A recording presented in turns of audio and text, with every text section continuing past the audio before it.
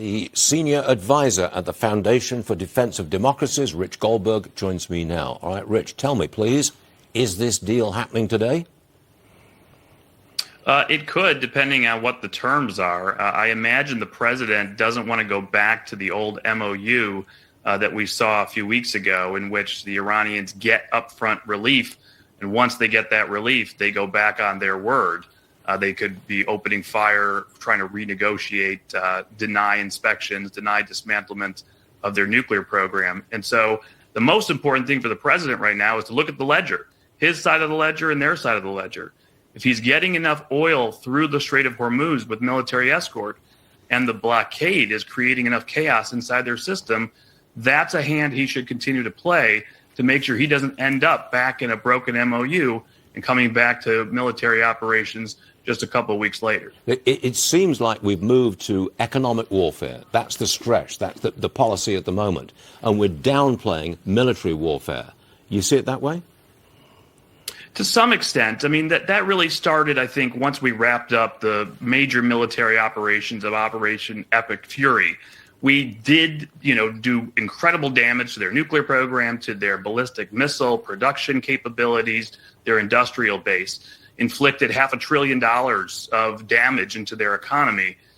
What we could not do, apparently, is penetrate the command bunkers in several of the missile cities. We settled for sealing off the missile cities.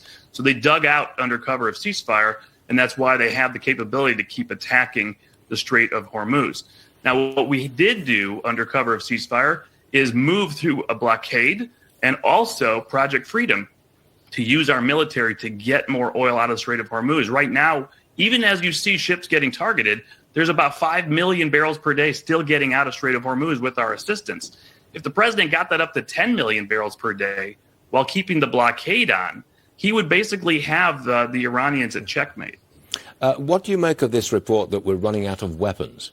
And that's one reason why we delay military action. Is there any truth in that?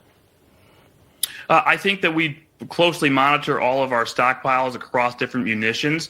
I take the commanders on the actual battlefield at their word that they have contingencies and the capability to carry out their objectives with the munitions that they have. Obviously, the concern would be mostly on the missile interceptor sides. I think that's the most exquisite munitions that probably have been drained over the course of the conflict.